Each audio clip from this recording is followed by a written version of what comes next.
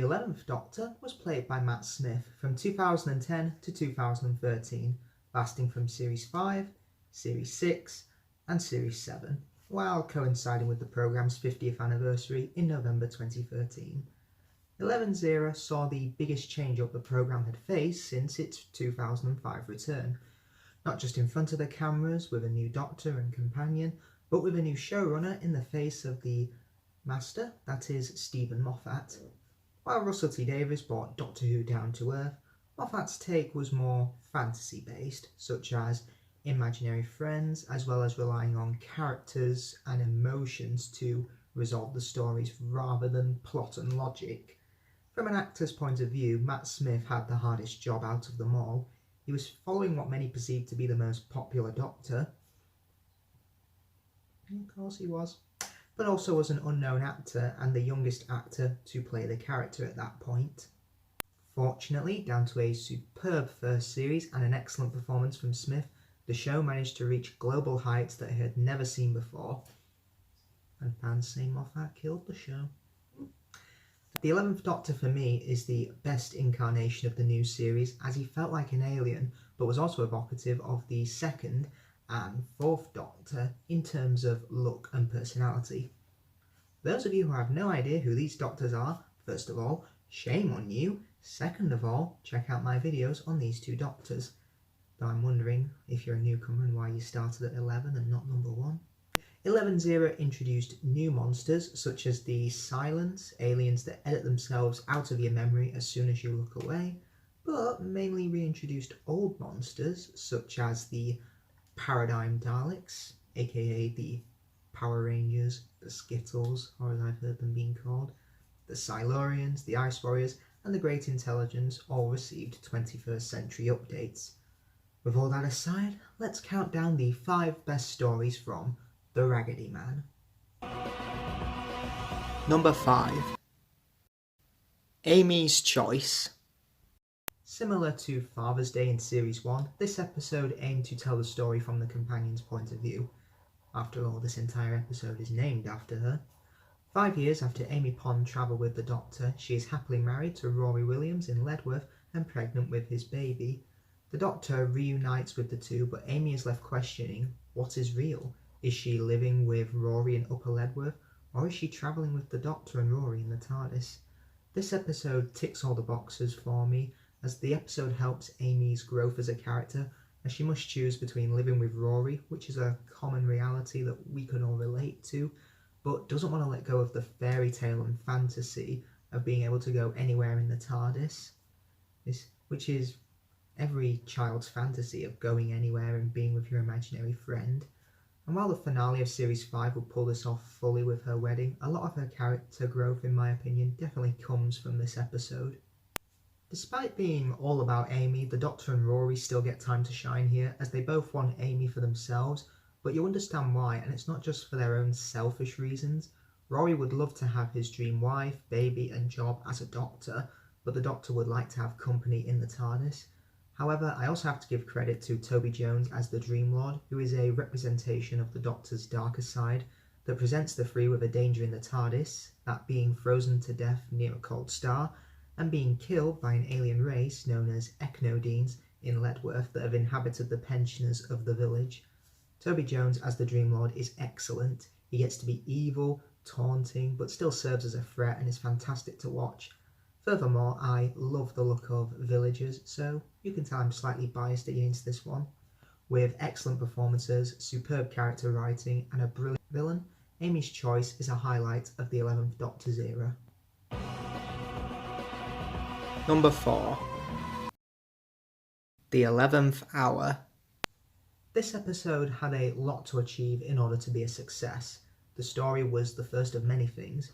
It was the first under Stephen Moffat's tenure as a showrunner, it was the first to feature the 11th Doctor, new companions, a new story arc, a new TARDIS interior, and a completely new look and feel for the programme, and in my opinion was pulled off almost flawlessly. The newly regenerated 11th Doctor crashes to Earth in Amelia Pond's garden, who has a mysterious crack in her wall, with a missing alien prisoner known as Prisoner Zero. Returning 12 years later, the Doctor finds Amelia grown up, now going by Amy Pond, and only 20 minutes before Prisoner Zero's jailers the Atraxi, burn and roast the earth. Matt Smith is given a superb debut as the Doctor, as while he does the usual post-regeneration trauma that we've seen before, such as being a bit bonkers and unsure of himself, he's able to defeat the villain through his wits alone and is a constant, reliable presence throughout, and you don't doubt for a second that he's the Doctor here. Furthermore, Amy and Rory have great introductions as they're presented as people with actual flaws. For example, Amy doesn't want to let go of her imaginary friend, and Rory can come across as a bumbling idiot who's insecure, but with these flaws they were able to grow as characters having met the Doctor. While it obviously didn't occur in this episode, it's still great setup for later in the series.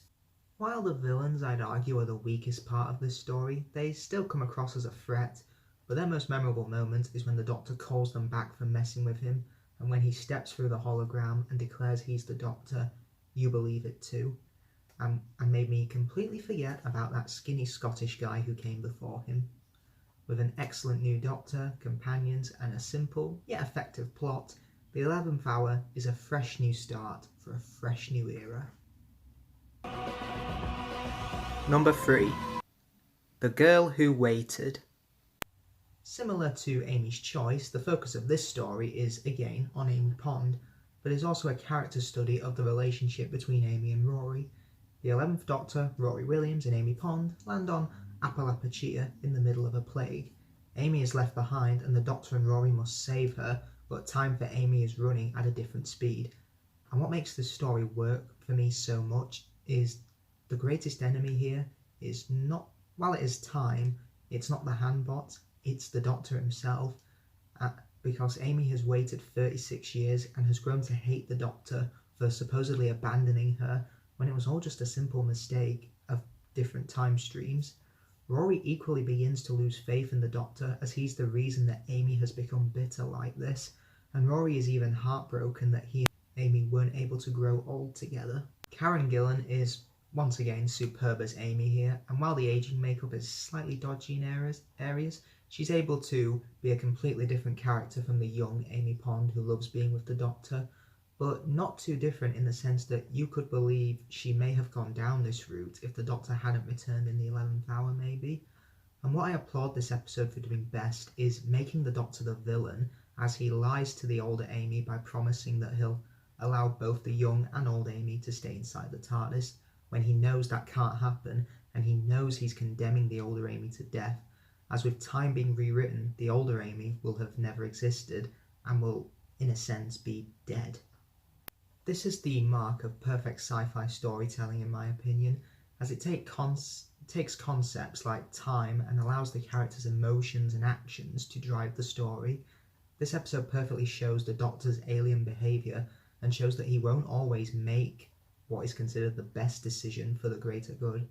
And from a production standpoint, this episode looks superb, with Appalachia looking stunning and imaginative thanks to superb direction and production design. With great direction, phenomenal performances, and a troubling moral centre, The Girl Who Waited is a fantastic character study of the TARDIS crew. Number 2. Vincent and the Doctor. This episode is what we call a celebrity historical, in which the Doctor meets a famous figure from history, and in this case, the famous painter Vincent van Gogh. While at an art museum in the present day, the Doctor notices an evil face in one of Van Gogh's paintings and travels back to 1890 Paris so he can find out from the artist himself. While it would be easy to have the episode say the Doctor inspired Van Gogh's paintings, the episode takes a much darker turn and looks at how society used to view mental illness. For example, Van Gogh isn't as celebrated in the past as he is today, as his struggles with suicide and bipolar disorder make him an outcast of the town. However, Vincent can see a monster known as the Crephaeus that nobody else can see, but Vincent is able to relate with the alien as it's merely scared, having been left behind due to its blindness and lashing out in fear, just like the townsfolk that hate Vincent for being a madman.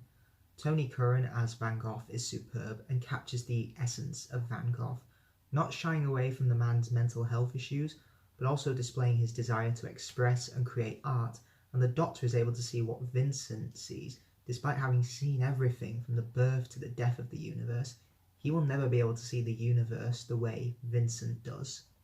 Furthermore, the emotional high point for me is at the story's ending. There's no huge battle or end-of-the-world threat. The Doctor takes Vincent to the art gallery in 2010, and the curator, played by Bill Nighy, praises Vincent's works unknowingly to his face, and Vincent is able to see the many people admiring his work and will continue to do so for centuries. And despite knowing that the world now thinks better of him, history has not changed and Vincent still commits suicide by the story's end. And it's such a bittersweet ending, hitting the notes of devastating, but also kind of happy as well, as the Doctor and Amy opened up Vincent's eyes to the world. And with a mature script, amazing performances, and a brilliant character study, Vincent and the Doctor is a story that will go down in history. Number 1. The Pandorica opens and the Big Bang. What I'm about to say here may shock and most likely cause you to gasp. Not only do I think that this is the best 11th Doctor story, but I also think that this is the best story from the new series. For those of you that are still here, allow me to elaborate. In 102 AD, beneath Stonehenge, a legendary prison box known as the Pandorica is said to have contained the most dangerous threat in the universe, with enemies of the Doctor gathering and the TARDIS's fate of exploding coming ever so closer. One thing is certain, the Pandorica will open, silence will fall. Not only is this story the culmination of a superb series, but character arcs that were established in the 11th Hour are fully rounded off here. Amy matures as a woman and becomes a wife to Rory, remembering him and loving him for his 2,000-year wait.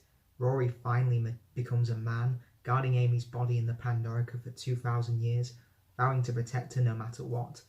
I mean, if that's not love, I don't know what it is. The Doctor is even willing to sacrifice himself to restart the entire universe, only to be brought back by Amy's memory of him. Now, I would criticise that for being a deus ex machina, but the whole point of Series 5 has been how Doctor Who can be a fairy tale, and how the characters' emotions drive the story forward, and as the Doctor says in this story, if something is remembered, it can be brought back, which links to young Amelia Pond being the only one who remembers stars when the universe blows up, and bringing the Doctor back with a little help from River Song. All 4 cast members get a chance to shine here, with Matt Smith truly cementing himself as the Doctor, and despite being the youngest actor, the Doctor has never felt more ancient than he does here. Alex Kingston is also fantastic as River Song, discovering the true meaning behind the Pandorica, being stuck in an exploding TARDIS, and making a Dalek beg for mercy when it discovers who she really is. Additionally, this story doesn't forget to have fun with the time travel aspect, and while some fans got sick of it, personally I love it, and it shows that paradoxes can happen because the universe has indeed ended at this point. While the Alliance of Enemies has been criticised for not simply killing the Doctor when given the chance, my defence is they've been trying to kill him for years and it's not worked, so imprisoning him in an impenetrable prison would be the second best option. With a reliance on emotional storytelling, superb performances and a great use of time travel, the Pandorica opens and the Big Bang certainly goes down as a favourite in my eyes. Well everyone, that's all from me. Be sure to like, comment, subscribe, let me know down below what your favourite 11th Doctor stories are, and I'll see you all next time. Geronimo!